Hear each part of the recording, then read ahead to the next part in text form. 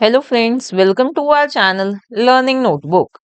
In today's video, we will do computer chapter evolution of computers. So friends, what do you mean by evolution?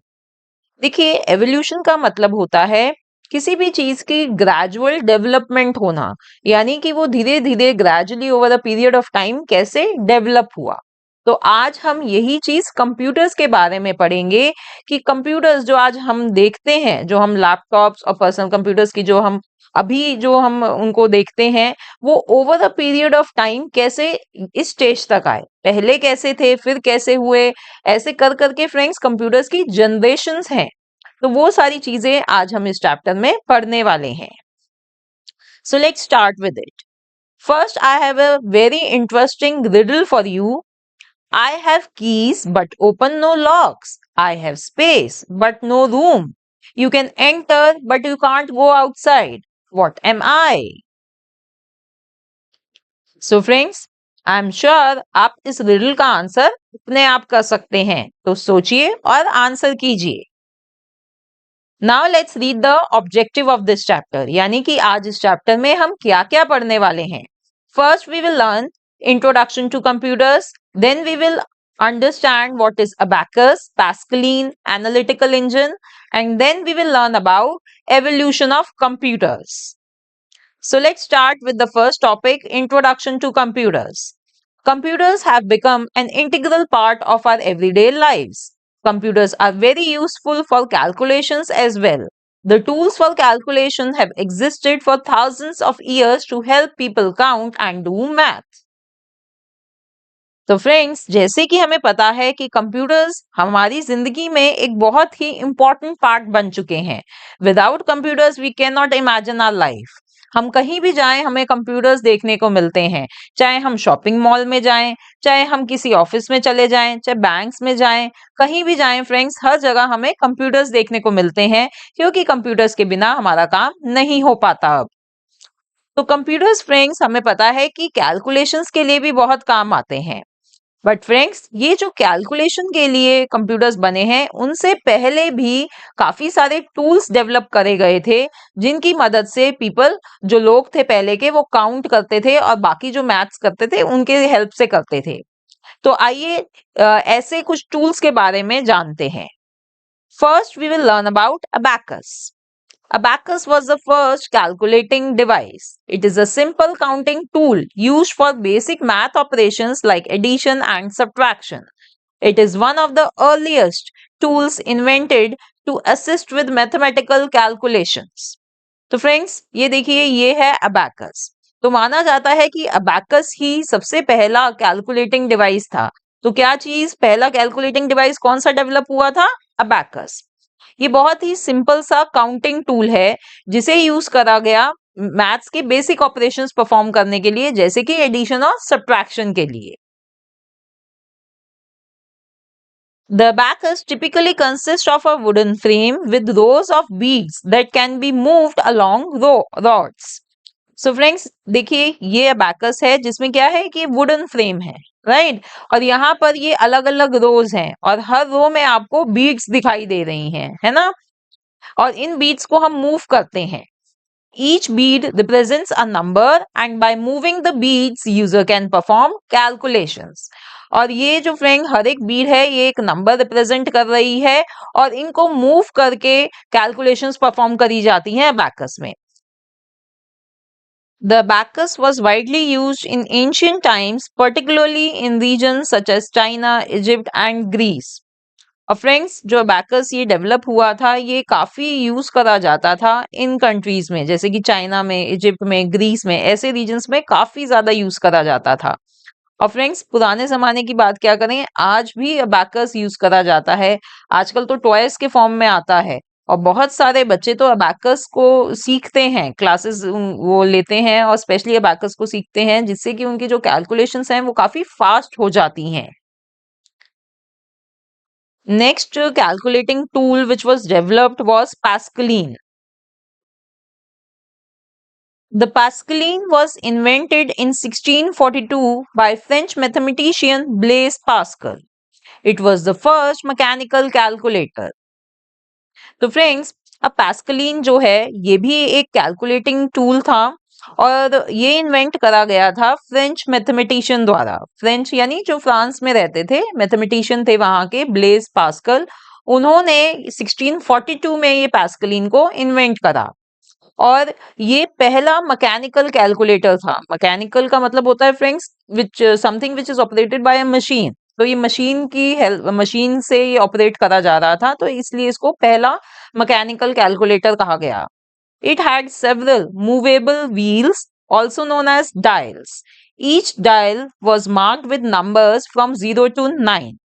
So friends, this is the Pascaline tool. और ये देखिए ये इसके wheels थे और ये इनको कहा जाता था डायल्स। और यहाँ पर देखिए इनमें इनको मार्क करा गया है नंबर्स से, 0 से लेके 9 तक। The Pascaline was capable of performing addition and subtraction. Additionally, it was also used for multiplication by repeated addition and for division by repeated subtraction. तो फ्रेंड्स इसको एडिशन और सब्ट्रैक्शन के लिए यूज करा जाता था और मल्टीप्लाई के लिए और डिवीजन के लिए भी यूज करा जाता था। जैसे कि हमें पता है कि multiplication is nothing but repeated addition, तो उस प्रोसेस से इसको मल्टीप्लिकेशन के लिए यूज करा जाता था और डिवीजन को इसको एज रिपीटेड सब्ट्रैक्शन यूज करा जाता था। ठीक है, तो ये अब हमने ये दो कैलकुलेटिंग डिवाइस समझ लिए हैं। पहला हमने अबैकस के बारे में सीखा, then we learned about this Pascaline. अब नेक्स्ट है friends analytical engine. The analytical engine is an early computer design invented by English mathematician Charles Babbage in 1833. Due to this invention, he is also referred as the father of computers. तो friends देखिए analytical engine आया और ये जो था ना friends, ये early computer design था, यानी कि यहाँ से कंप्यूटर डेवलप होने शुरू हो गए थे और ये इन्वेंट करा गया इंग्लिश मैथमेटिशियन द्वारा जिनका नाम था चार्ल्स बैबेज इन 1833। और इस इन्वेंशन की वजह से ही चार्ल्स बैबेज को हम लोग फादर ऑफ कंप्यूटर भी कहते हैं। The design includes 5 key components that are used in modern computers even today. तो फ्रेंड्स ये जो एनालिटिकल इंजन था इसमें 5 की कंपोनेंट्स थे और वो की कंपोनेंट्स आज भी मॉडर्न कंप्यूटर्स में भी यूज करे जाते हैं। कौन कौन से? इनपुट डिवाइस था, इसमें स्टोरेज डिवाइस था, प्रोसेसर था, control unit and an output device. Okay, so this was about analytical engine. Now evolution of computers. अब फ्रेंड्स हम देखेंगे कि ये जो कंप्यूटर्स थे ये कैसे डेवलप हुए over a period of time, क्या क्या चेंजेस उनमें आए, पहले कैसे कंप्यूटर्स डेवलप हुए।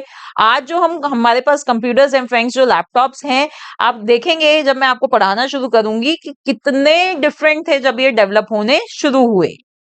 So over the period of time, the evolution of computers eventually led to the development of personal computers which we use at our homes and schools today.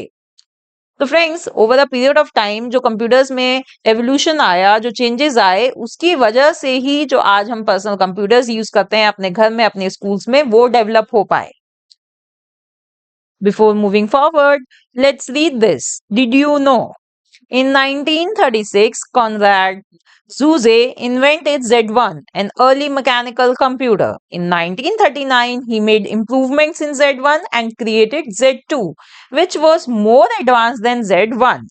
Okay friends, तो देखिए 1936 में एक ये German computer scientist थे Conrad जूजे, उन्होंने invent करा एक mechanical computer जिसका नाम उन्होंने रखा Z1।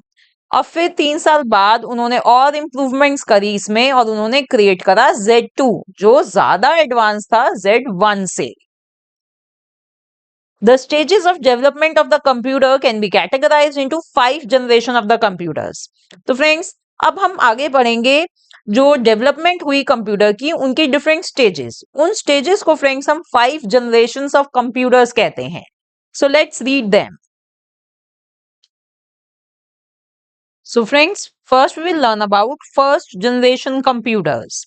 तो ये जो फर्स्ट जनरेशन ऑफ कंप्यूटर्स थी इसका पीरियड रहा 1940 से 1956 तक। These computers were huge and filled an entire room. They used large vacuum tubes for processing information. These vacuum tubes used to get very hot and break down frequently. Due to this, they needed to be replaced often. So friends, as you can see here, ये जो first generation computers develop करे गए थे ये बहुत बड़े थे। ये इतने ज्यादा बड़े थे कि पूरा रूम चाहिए था इनको रखने के लिए।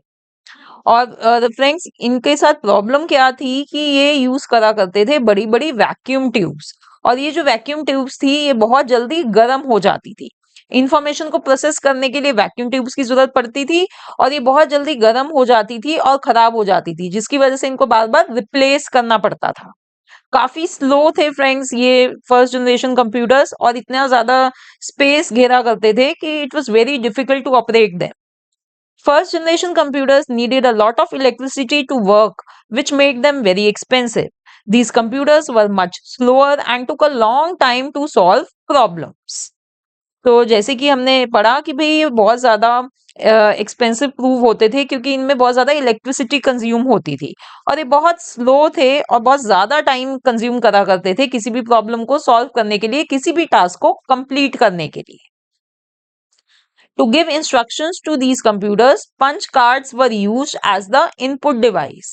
After processing, the output result was in the form of printout. और इंस्ट्रक्शंस देने के लिए, कंप्यूटर में डेटा इनपुट करने के लिए फ्रेंड्स, उस टाइम पर पंच कार्ड्स यूज करे जाते थे। और जब प्रोसेसिंग हो जाती थी तो जो आउटपुट रिजल्ट आता था वो प्रिंट आउट की फॉर्म में आता था। तो फर्स्ट जनरेशन कंप्यूटर्स के एग्जाम्पल देख लेते हैं। एक तो है इनियाक और दूसरा है UNIVAC 1। Okay, so this was about first generation computer, जिसमें हमने देखा जो कंप्यूटर्स थे वो बहुत ही बड़े बड़े थे, पूरा एक रूम चाहिए होता था उनको रखने के लिए। वो बहुत स्लो थे, बहुत एक्सपेंसिव भी थे। तो क्योंकि बहुत इलेक्ट्रिसिटी कंज्यूम करते थे, जो वैक्यूम ट्यूब्स थी वो बहुत गर्म हो जाती थी, बहुत जल्दी रिप्लेस भी करनी पड़ती थी। तो अब फ्रेंड्स देखते हैं कि नेक्स्ट जो जनरेशन आई कंप्यूटर्स की, उनमें क्या क्या चेंजेस आए। अब इतनी सारी प्रॉब्लम्स हैं तो कंप्यूटर्स को आगे और उन्होंने इवॉल्व करा और उनको बेहतर बनाने की कोशिश करी। So second generation computers from 1956 to 1963, these computers were much smaller than the first generation computers। तो देखिए सबसे पहला चेंज तो यही था कि ये जो सेकंड जनरेशन कंप्यूटर्स थे ये काफी छोटे थे as compare to the first generation computer. जैसे कि हमें यहाँ दिखाई दे रहा है, they used transistors instead of vacuum tubes. Transistors were much smaller, faster and more reliable than vacuum tubes। तो वैक्यूम ट्यूब्स की जगह फ्रेंड सेकंड जनरेशन कंप्यूटर्स में ट्रांजिस्टर्स यूज करे गए। और ये जो ट्रांजिस्टर्स थे ये स्मॉलर थे, फास्टर थे, यानी छोटे थे और काफी जल्दी काम करते थे, काफी रिलायबल थे as compare to vacuum tubes. Due to this, the computer worked better without overheating. These computers were cheaper as transistors used less electricity। और देखिए इन ट्रांजिस्टर्स की वजह से क्या हुआ कि जो कंप्यूटर्स थे वो सस्ते पड़ने लगे, चीपर पड़ते थे, क्योंकि ट्रांजिस्टर्स कम इलेक्ट्रिसिटी यूज करती थी। और जो कंप्यूटर थे वो बेटर काम करते थे क्योंकि वो इतनी जल्दी ओवरहीट नहीं हो रहे थे। New programming languages were created like COBOL and Fortran।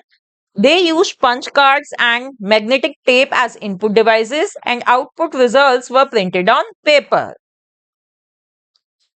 और सेकेंड जनरेशन कंप्यूटर्स में friends new programming languages create करी गई थी। कंप्यूटर की प्रोग्रामिंग लैंग्वेजेस होती हैं, तो उस टाइम पर कोबोल और फोर्ट्रान जो थी वो क्रिएट करी गई, वो यूज करी गई इन कंप्यूटर्स में। और इनपुट डिवाइसेस के लिए पंच कार्ड्स और मैग्नेटिक टेप यूज हुई, और आउटपुट रिजल्ट जो थे वो पेपर पर प्रिंट आउट के फॉर्म में आए। For example IBM 1401 and IBM 7094, तो ये दो एग्जाम्पल्स हैं सेकेंड जनरेशन कंप्यूटर्स के। Now let's move to third generation computers from 1964 to 1971।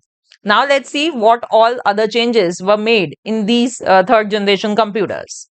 These computers became even smaller than the second generation computers because they replaced transistors with a new technology called integrated circuits।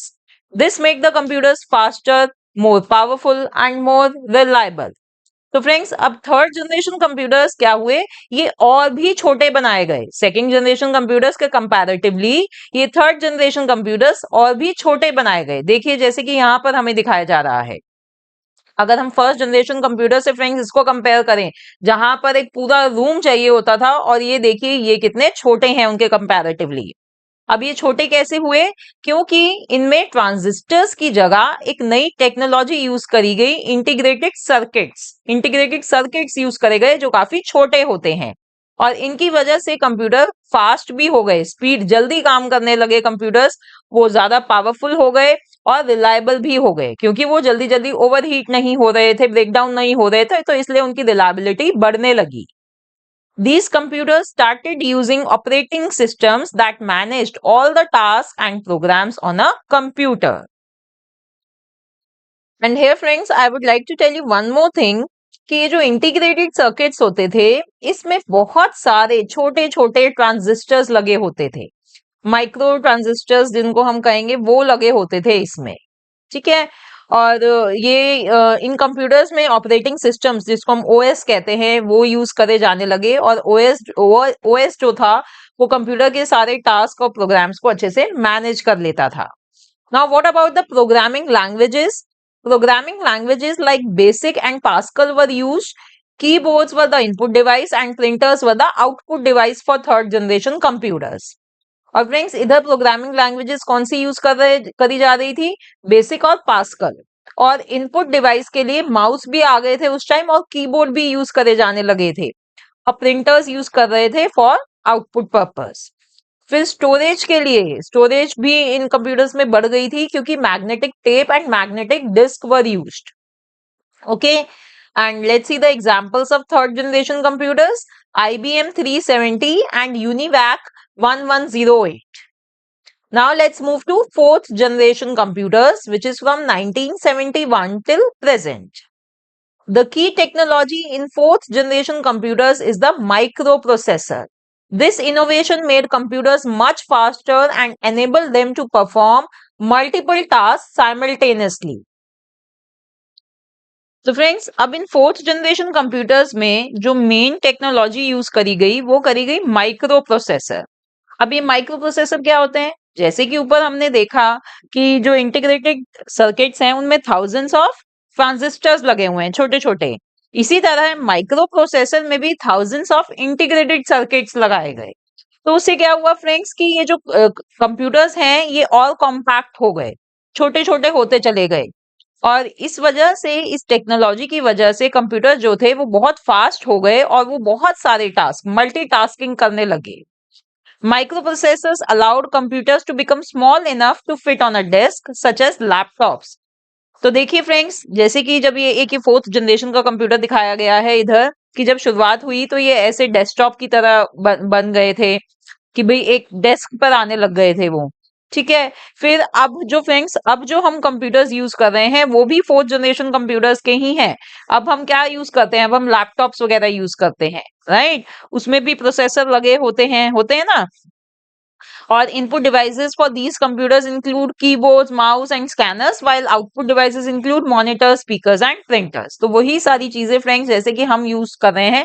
Input device में हम क्या क्या use कर लेते हैं? हम keyboard use करते हैं, माउस यूज करते हैं, राइट। और भी बहुत सारे इनपुट डिवाइसेस हम यूज करते हैं, और आउटपुट डिवाइसेस के लिए भी हमारे पास मॉनिटर है, स्पीकर्स हैं, प्रिंटर्स हैं।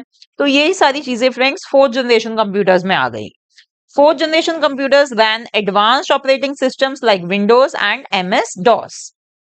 These computers can connect to the internet and are commonly found in schools, offices and homes. They are powerful, affordable and portable. तो फ्रेंड्स, ऑपरेटिंग सिस्टम्स, बढ़िया से बढ़िया ऑपरेटिंग सिस्टम हम आजकल यूज करते हैं, चाहे वो विंडोज हो, MS-DOS हो, और कंप्यूटर्स आपको हर जगह मिलेंगे। आप स्कूल जाते हैं, स्कूल में भी कंप्यूटर्स हैं, आपके पेरेंट्स ऑफिस जाते हैं, वहां पे भी कंप्यूटर्स हैं, घरों में भी लैपटॉप्स कंप्यूटर्स हैं, और हम कंप्यूटर्स को आसानी से इंटरनेट से कनेक्ट करके कितनी सारी इंफॉर्मेशन ले सकते हैं। तो अब जो ये फोर्थ जनरेशन के कंप्यूटर्स हैं ये पावरफुल हैं, अफोर्डेबल हैं। अफोर्डेबल यानी कि हम उनको बाय कर सकते हैं, और पोर्टेबल यानी कि हम उनको कैरी कर सकते हैं। लैपटॉप्स को फ्रेंड्स हम कैरी कर सकते हैं ना, इसलिए। For example IBM PC Apple II। तो ये फ्रेंड्स फोर्थ जनरेशन कंप्यूटर्स के बारे में हमने पढ़ा। तो फ्रेंड्स, आपने देखा ना कि कैसे कंप्यूटर्स चेंज हुए। जो हमने फर्स्ट जनरेशन ऑफ कंप्यूटर्स देखे हैं वो देखिए कैसे बड़े थे, इतने बड़े कि पूरा रूम ऑक्यूपाई कर लेते थे। और अब देखिए, अब फोर्थ जनरेशन कंप्यूटर्स जो हम यूज कर रहे हैं वो कैसे हैं? सिर्फ हमारे लैप पर आ जाते हैं, हमारे डेस्क पर आ जाते हैं, इतने कॉम्पैक्ट हो गए हैं, हम आसानी से उन्हें कहीं भी कैरी कर सकते हैं। So friends, this is the evolution of computers. Now next, we have fifth generation computers, present and beyond. The fifth generation of computers is all about making technology smarter. These computers use artificial intelligence, that is AI. They can understand what we say, recognize faces, and even make decisions based on the information they receive. तो देखिए friends, fifth generation of computers जो हैं ये development stage पे हैं। सबसे recent technology इसमें use करी जा रही है आर्टिफिशियल इंटेलिजेंस। आर्टिफिशियल इंटेलिजेंस शायद आपने फ्रेंड्स नाम भी सुना हो, जिसको हम शॉर्ट फॉर्म यूज करते हैं एआई। तो इसका जो टेक्नोलॉजी का मेन पर्पस यही है कि भाई इसको टेक्नोलॉजी को हम इतना स्मार्ट बना दें कि वो खुद डिसीजंस ले पाए, खुद लर्न कर पाए, खुद डिसीजंस ले पाए। ठीक है, तो ये जो फिफ्थ जनरेशन ऑफ कंप्यूटर्स हैं they are in development stage.